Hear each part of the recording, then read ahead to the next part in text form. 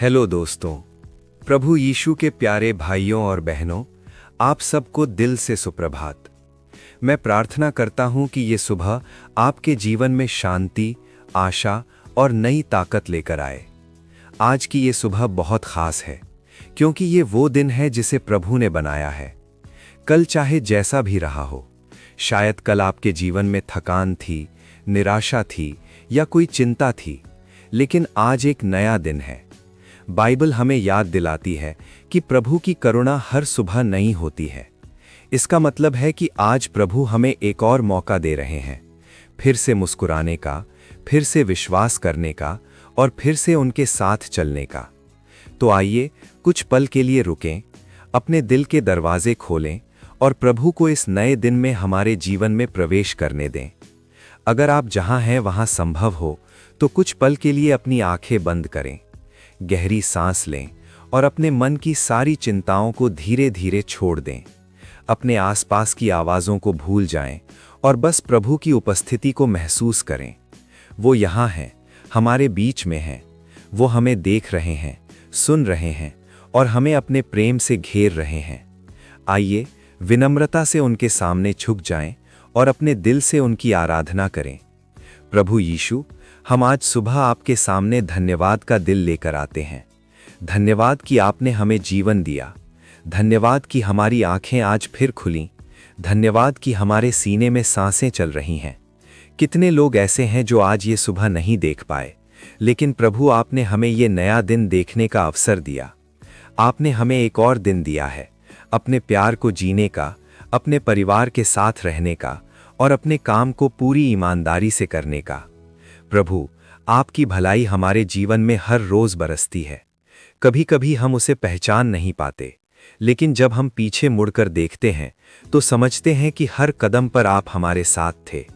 जब हम निराश थे, आपने हमें उठाया। जब हम अकेले थे, आप हमारे संगी बने। जब रास्ते बंद लगे, आपने हमारे लिए नया रास्ता बनाया। प्रभु, हम आपकी स्तुति करते हैं, क्योंकि आप भले हैं। आपका प्रेम कभी समाप्त नहीं होता और आपकी सच्चाई पीढ़ी दर पीढ़ी बनी रहती है। आप वो चरवाहा हैं जो हमें हरी चराइयों में बैठाते हैं।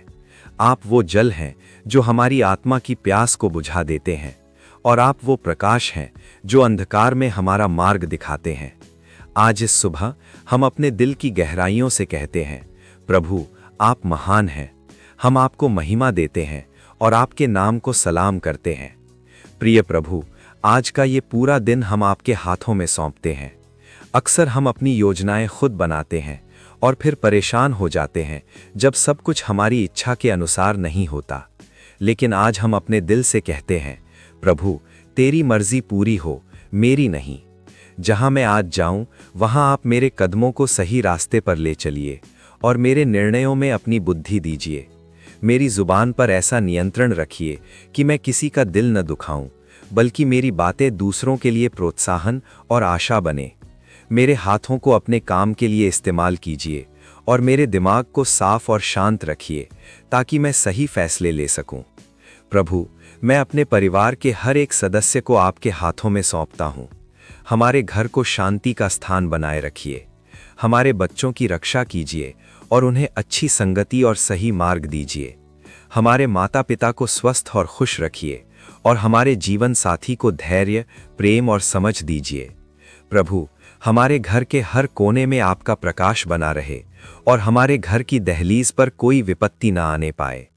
प्रभु, इस समय दुनिया में बहुत से लोग चिंता और डर से घिरे हुए हैं। किसी को भविष्य की चिंता है, किसी को बीमारी का डर है, किसी को आर्थिक समस्याओं की चिंता है और किसी को अकेलेपन का दर्द है। अगर आपके दिल में भी कोई डर है तो अभी उसे प्रभु के सामने रख दीजिए। प्रभु यीशु, आपने अपने वचन में कहा है, डरो मत, क्योंकि मैं तुम्हारे साथ हूं। प्रभु, हम अपनी सारी चिंताएं आप पर डाल रहे हैं और अपना सारा डर आपको दे रहे हैं। आज हर उस व्यक्ति के दिल में शांति भर दीजिए जो बेचैन है, जो भविष्य के बारे में सोच सोच कर परेशान है, उसे आश्वासन दीजिए, और जो किसी बुरी आदत या पाप के बंधन में फंसा है, उसे आज़ादी दीजिए। क्योंकि आपने कहा है, जिसे पुत्र आज़ाद करे वो सचमुच आज़ाद हो जाता है। यीशु के नाम में हर डर को जड़ से उखाड़ फेंका जाता है और हर चिंता प्रभु की शांति के सामने झुक जाती है। आइए आज हम परमेश्वर के वचन से एक प्रतिज्ञा लें। यशाया 43:18-19 कहता है, पिछली बातों को स्मरण मत करो और प्राचीन बातों पर ध्यान मत दो। देखो, मैं एक नई बात करने पर हूँ, वो अभी प्रकट होने वाली है। प्रभु, हम धन्यवाद करते हैं कि आप हमारे जीवन में कुछ नया करना चाहते हैं। पुरानी गलतियाँ, पुरानी असफलताएं और पुराने दुख, हम आज उन सब को पीछे छोड़ रहे हैं। आप सूखे रेगिस्तान में भी नदियां बहा सकते हैं और हमारे जीवन के रेगिस्तान में भी आज नई आशा की नदियां बहा सकते हैं। प्रभु, हम उन लोगों के लिए प्रार्थना करते हैं जो आज अस्पताल में हैं। उन्हें चंगाई दीजिए और डॉक्टरों और नर्सों को बुद्धि और समझ दीजिए।